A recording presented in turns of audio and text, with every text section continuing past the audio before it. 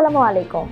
দেশ বিদেশের সর্বশেষ স্পোর্টস আপডেট নিয়ে বিয়ন্ড বর্ডার স্পোর্টসের নিয়মিত আয়োজন sports bulletin powered by beyond border study abroad. আর এই আপডেট নিয়ে আপনাদের সাথে আছি আমি সুমাইয়া জাহান সামান্থা। চলুন দেখে নেই আজকের স্পোর্টস আপডেট।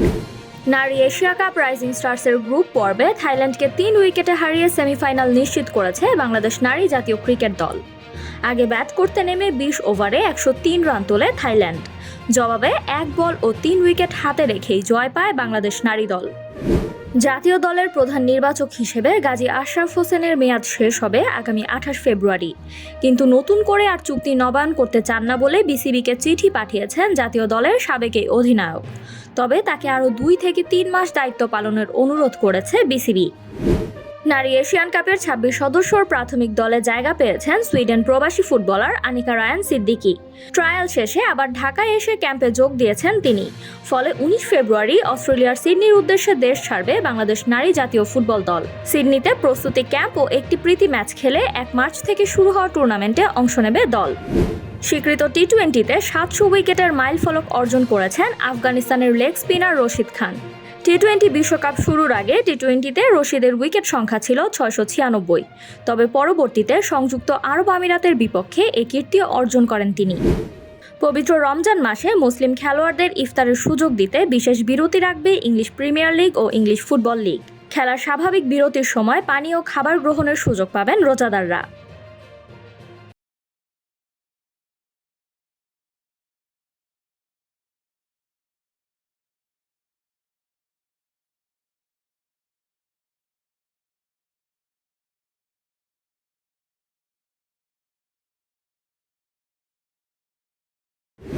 ইতালিকে 24 রানে হারিয়ে টি-20 বিশ্বকাপে সুপার 8 নিশ্চিত করেছে ইংল্যান্ড।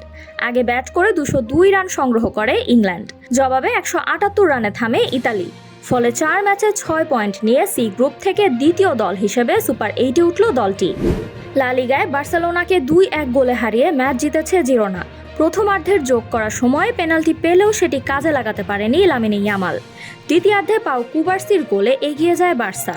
তবে শেষ দিকে ফ্রান বেলট্রানের গোলে জয় নিশ্চিত করে স্বাগতিকরা। টি-20 বিশ্বকাপে টানা 3 জয় সুপার 8-এ জায়গা নিশ্চিত করেছে শ্রীলঙ্কা জাতীয় ক্রিকেট দল। গতকাল ম্যাচে 182 রানের লক্ষ্য তাড়া করতে নেমে 8 উইকেটে জয় পায় তারা, যেখানে অপরাজিত 100 রান করেন পাথুম নিসাঙ্কা। ইংল্যান্ড জাতীয় দলের ম্যানেজার হিসেবে 2028 সাল পর্যন্ত চুক্তি বৃদ্ধি করেছেন 52 বছর বয়সী থমাস টাচেল। এ তথ্য নিশ্চিত করেছে ফুটবল অ্যাসোসিয়েশন। এছাড়া বিশ্বকাপ বাছাই পর্বে ইংল্যান্ডকে টানা 8 ম্যাচে জয় এনে দিয়েছেন তিনি। ইনজুরির কারণে টি-20 বিশ্বকাপ থেকে ছিটকে গেছেন নিউজিল্যান্ডের অলরাউন্ডার মাইকেল ব্রেসওয়েল। ফলে তার পরিবর্তে স্কোয়াডে অন্তর্ভুক্ত হয়েছেন কোল ম্যাককেন্টি।